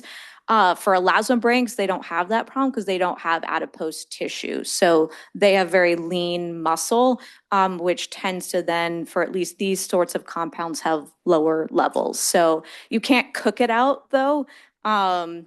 Unlikely that you can do that, but how you prepare it, again, skin off, skin on sort of things about where the adipose is, that's really going to help you more than like frying it versus like eating sushi. Yeah, I'll just add that a lot of consumption advisories also have suggestions about what parts to eat and how to cook them as well. But part of the work that we did with the surveys was asking people from different communities how they like to eat their fish, how they cooked them, what parts they like to eat, and it does really vary culturally. Yeah, so some people might be stewing fish or frying fish versus some people who might be sticking a fillet on a grill.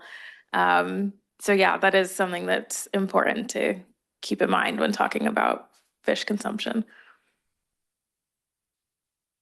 Getting towards dinner, do you want to suggest red wine or white wine? I'd suggest white. Red for the antioxidants, yeah.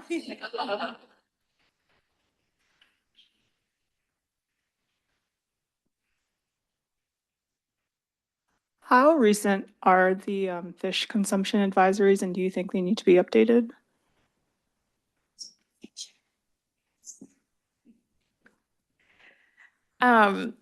That's a great question. It's hard to say. They're continuously being evaluated. Thank you. And new data is constantly being factored into decisions. I can't say exactly when the most recent update was for 2009, I'm hearing. So it's been a little while, but there is like constant monitoring of data that's been happening. And then just to add on to that, in our one of our breakout sessions from the technical meeting, we did talk about that. And it is more complicated than just like researchers measuring, because there's a lot of QA/QC that has to go through to make sure certain standards are being met. So I know a bunch of us are in communication with the office that does that assessment. So yeah, certainly it's something that is ongoing and being looked at, and yeah, probably more data is always better, as well as adding like other species, which was kind of what my colleagues' objective was, is like there's a lot of elasmobranchs that are absent from those recommendations, and we know that people eat shark and ray. So we wanted to contribute that, and hopefully we have the data in the right format that they can actually use that to evaluate those next steps. Whatever you do, don't eat Kari's zebrafish.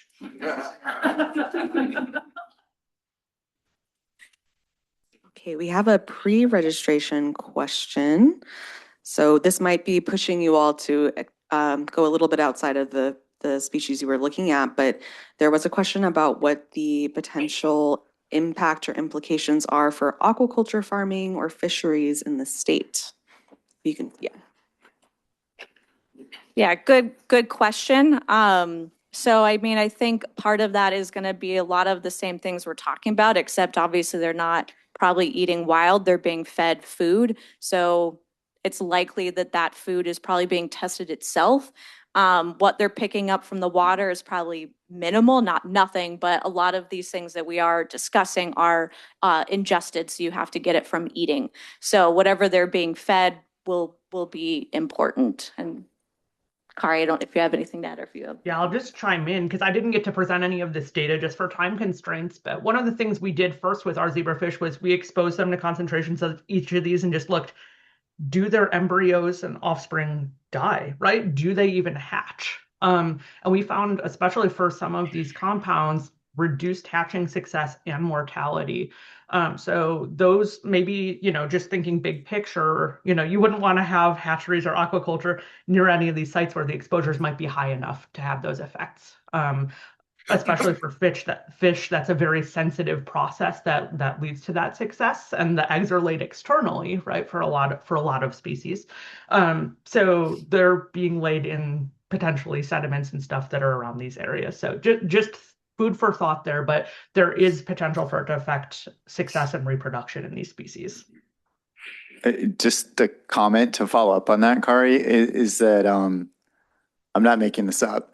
The opportunity, the aquaculture opportunity areas include some of the areas that you guys have been studying incredibly in a detailed way. So in Santa Monica Bay, off of Ventura County. So not areas that you would be thinking, is that really the best place for me to be raising fish? So it's just sort of an interesting thing. I'm not saying what will happen, but if you know how NOAA works on that, the point is to try to catalyze more aquaculture within those areas. They did a very extensive 3-year process in determining those areas. Most of them were like, okay, where do we have conflict with defense? So we're not doing anything there. And then what ended up being left over was kind of Santa Monica Bay. It's like not down in San Diego, not, but it was sort of interesting. And so I can tell you for a fact they did not take into consideration water quality at all in a substantial way. Because I remember back when I was with the state, our team at OPC were bringing up going, you really want to be that close to the Hyperion outfall and the Warren outfall at White Point? It doesn't really make much sense in light of the DDT hotspot and just the sewage coming out on a regular basis. So I'm not saying anything's going to happen there, but it's interesting that the opportunity areas include those areas. What could go wrong? Nothing.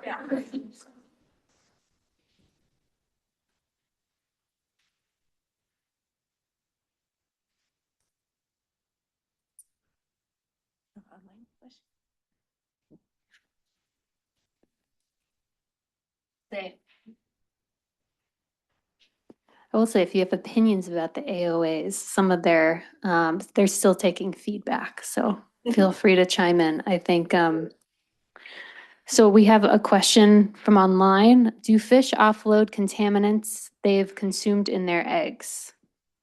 Yes. I've done a lot of research on this, and especially organochlorines will definitely come out in the egg, primarily in the fatty egg yolks.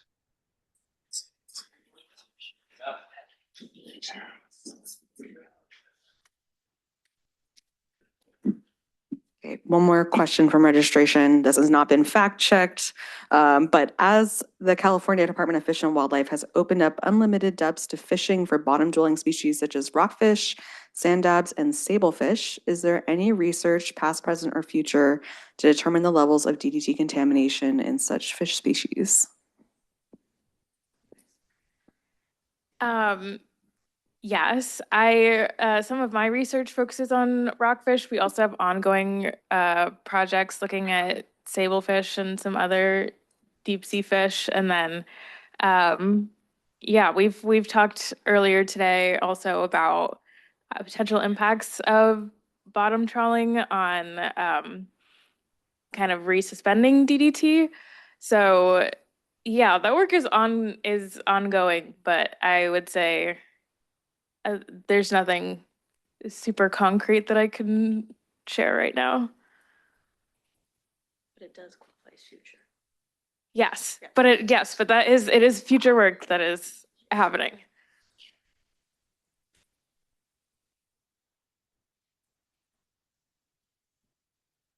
All right, I think that wraps up our time. So round of applause for our panelists.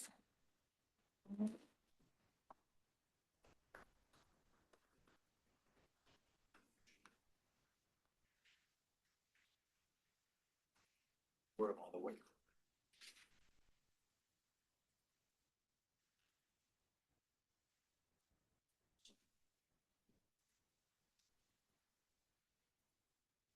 right, so that wraps up our portion of the research panels. This is now a special section where we get to hear from community members who are touching the DDT issue in other ways.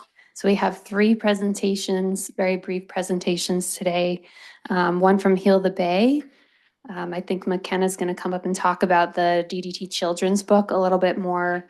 And we have Coastal Defenders here as well to talk about some of their work related to the research that's been happening. So we're going to start with Zoe to hear about some of the work Heal the Bay is doing around DDT.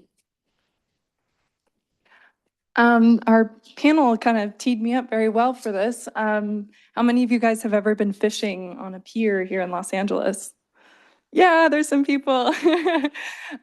So pier fishing in Los Angeles is a really important issue because that's the only place in LA County where you can fish without requiring a fishing license. So it tends to bring people to the piers from low-income communities who are subsistence fishers who fish to feed their family.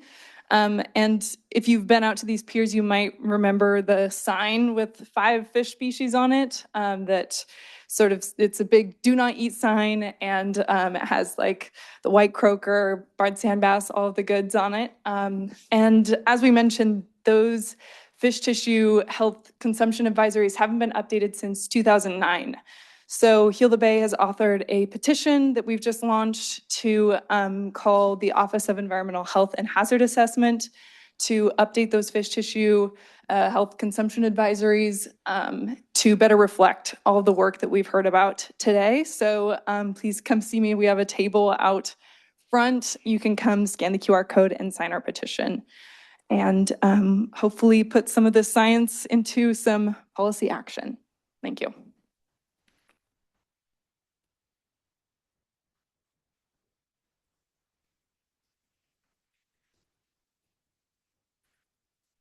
Hello, McKenna again with the Southern California Coastal Ocean Observing System. This time, some very fun educational and outreach information. As Dr. Ho mentioned in her panel, and her lab has been working and distributing this lovely children's book. I have a copy here. It's a really beautiful representation of the way that this type of pollution can affect all levels of marine life, from the surface to the deep ocean.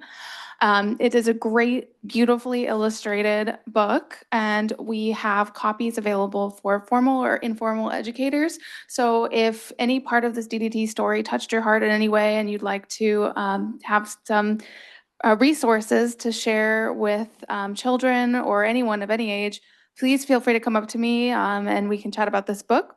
I'd also like to call attention to the fact that the Southern California Coastal Ocean Observing System is performing ongoing outreach and data management for the federally funded DDT research. And as such, we are in the process of developing a public-facing portal that will collate all of this data from all of these ongoing and finishing up research projects and make it in a way that's accessible to the public. And drawing from this, we will be able to develop more educational resources that combine conservation and data literacy. So keep an eye out. We have a QR code for anyone in the room, so you can join our listserv and be kept apprised about all the updates. And anyone online, SCCOOS.org, SCCOOS.org, sign up for our listserv so that you can keep apprised of our ongoing outreach and data management efforts. So thank you all for being here.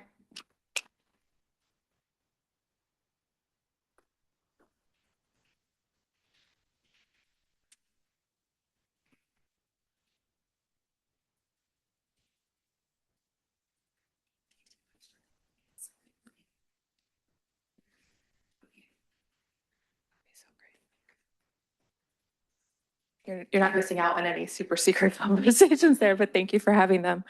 I'm going to do my best and say, Mieha.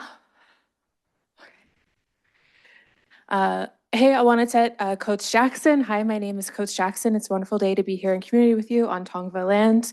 One of the first things I want to say is to Miss Tina, who obviously I admire and respect, and we were talking about scientists, and you are scientists, you're an Indigenous scientist, and your knowledge is far and beyond many, if not all of us. And that's a lot about what I'm going to talk about in this work today. A couple quick things on this slide here. Has anyone ever seen North of North? Yeah, it's so good. If you haven't, watch it. This quote says, because we've been doing our own research for the past 20,000 years. This is me, I'm the top kid there with my father and my younger sister at the beach. To give context, I'm Nanticoke. We are Tidewater people from the East Coast. We have DDT concerns as well. In our areas, Delaware Bay and estuary, it tends to be a little bit more nutrient and bacterial focused, but all the way through Chesapeake Bay, DDT is informed there as well. So we are Tidewater people, as I was saying. We are oystering people and Indigenous aquaculture, and that's from the context and lens of this work. I do this work because of my father. I only have 2 photos of him at the beach. And I've only been to the beach with him, I think, 1 more time as an adult. Our entire lives, or his entire life, was spent in segregation. So we were disconnected forcibly by law from our coastal territories. And so that is a huge reason why I do the work. Right around that age is when, you wouldn't believe it, but I was really quiet as a kid. I've been making up for it ever since. But I became really committed to telling the truth of stories of our people, but also helping to foster collaborative efforts of how we can all come together to develop really good science and help restore our planet. A little bit about the one pathway we'll be talking about really briefly today. I know everyone needs to get out of here and have wine and fish or whatever we're having. We have multiple pathways with coastal defenders. Indigenous Leadership Youth and Young Adults, ILY, was chosen by a lot of our youth. We had a cohort that started during the pandemic with a request for me as their coach to get a lot of the youth off the mountains. They were really suffering disproportionately than a lot of their peers. And they came up with ILY because, as you know, if you have anyone younger than me, ILY in texting is I love you. So we talk about loving ourselves, each other, and the planet holistically together. Those are some of the areas that we'll be speaking about briefly today. And I want to speak to all of the wonderful students here. I think a lot of the focus when we go to this work, we tend to forget what it was like when we were in undergrad or grad or different phases in our career. So I've so loved to hear the work that is happening with grad students. And I'm at the age now where they all look the same to me, but they're not. They are in very distinct levels of their learning processes, and in an academic science requirement, the twins on the outside, who are Payom Kuichum, the Rodriguez twins, that's what I call them because I've just 5 years in given up on differentiating them. And so they are UCLA grads and really fancy microbiology, psychology. They could have to talk about that more in their backgrounds. And so they are in the post-grad life. Halia, when this photo was taken, was in undergrad. I've had her since she was 16. She's also Kanaka. And Shondine is in her early professional life. And so what does support look like for all of those stages? We kind of have a philosophy of coastal defenders. It's not just opening the door for someone else, it's opening the door, holding their hand. We go through the door together, and then we go back and hold that door open for the next person. So many people to give thanks to today. Gabrielle Crow, who I work with in a lot of our youth work, Thomas Morales, and of course, Una lab, who is here today, who had that wonderful presentation. This is a photo in our lab with analysis of samples, and a lot of our students in San Diego County, we have 18 reservations. It's the highest amount of reservations in a county in the entire United States, which is a huge reason why I relocated, because whatever we get off the ground here is going to have effects for generations to come. Also too, bioaccumulation and biomagnification were obviously a huge part of Unaho's lab of what we worked on, but we'll get into a couple of other slides really quick of the other work that we've been doing as it relates to DDT. Thank you. So it's wonderful to see so many folks here from Scripps. I would love to talk with you later about some of the work that we are doing. These are different opportunities that we've had to analyze effects in seaweeds and seagrasses. And also we work to help restore Indigenous guardianship. So if you're doing anything that's publicly facing. So that could be a docent opportunity in your state parks, or in this particular opportunity, providing options for knowledge exchanges through peer tours at Scripps Institution of Oceanography. What does that look like to help restore Indigenous guardianship? Tons of things happening here. We've got soil sampling happening. These are a lot of our youth that are out here on the res. So again, 18 reservations, 14 tribal governments, Payam Coichum, Kumeyaay, Kupa, and Copaino. And we've got some of our 3D modeling as it relates to marine archaeology, but then it also segues back into a lot of our coastal floor sampling efforts as well. Our traditional seafaring vessels for Kumeyaay are tule boats. This is some of the work that we were doing this summer as it relates to bringing back one of the first annual seaweed harvests and kelp harvests in, years, hundreds of years. Getting folks out on the water. In this lower left-hand corner, I know we have folks from SCCOOS here. So we have McKenna and Danielle who have been supportive of our work. We use some of the funding from Inflation Reduction Act funds to support this work as well. Oh, and that you can see the age group. So we have expanded now, although we started with a cohort in middle school during the pandemic, and they are now graduating high school. They are now bringing their younger siblings. So Penny and Daphne are Mr. Blaine Mazzetti, our youth advisors' children. They've been in the program since they're 3 and 5. So now they are 8 and 10, and they know no other way than Indigenous guardianship.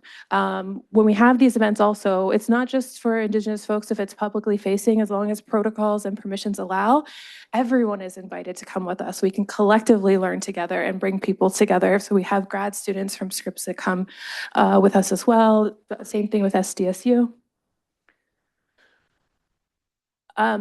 This is a proposal I submitted, building a sustainable, equitable pathway for underrepresented students and fostering the return of Indigenous guardianship. And I'm kind of speaking more so to folks who may be online or graduate students here. That proposal was originally rejected by Scripps. I'm happy to send it to you because I'm still a little bit in my feelings about it, but it was a phenomenal proposal that we created with another doctoral student, Anna Gulu, but that's okay because Al Kofi picked it up. So we still went, we still did our research, and we still were able to move that forward on the Sally ride.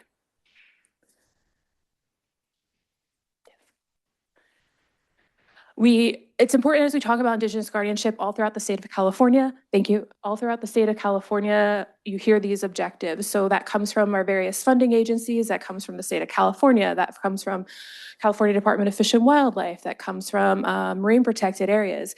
The question is like how, and also what are the skill sets that are going to take for Indigenous guardianship to be successful?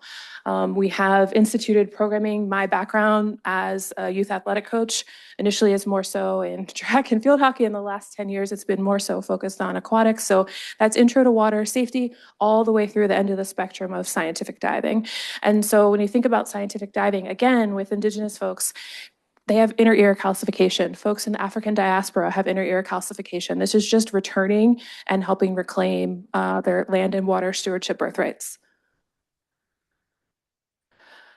I wear a couple of hats, so I might have mentioned I'm also the docent at Scripps Institution of Oceanography. My job is to seek, teach, and communicate science to the public. If you want to go and talk about all these things, please feel free to kick it with us on the pier and we can watch a sunset together. You wouldn't believe it, but all of that work that we accomplish has been on a shoestring budget. We currently don't have any funding. If you'd like to share our work with anyone, we'd be super appreciative. I'm the only part-time employee. I think we ran salary twice last year. This was also an impromptu way that we're kind of debuting Coastal Defenders after we've gotten through permissions of community for the first 5 years. We've really been focused on not the funding component, but supporting community capacity first. So if you have any interest in partnering with us to move forward, we'd love to talk to you. Manishi.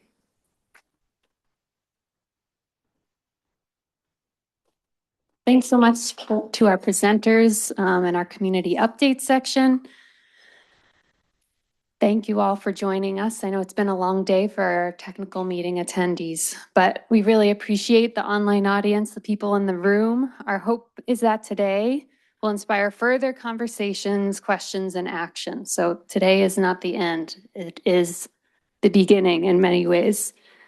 Please take a few minutes before you head out. Again, I'm pushing our survey, but that is because it's incredibly helpful for us, for all the committee members to report back to our funders. So please fill out the survey. But I really want to thank again all of our speakers today. They did an incredible job. And let's just please close with a round of applause for everyone. Thank you.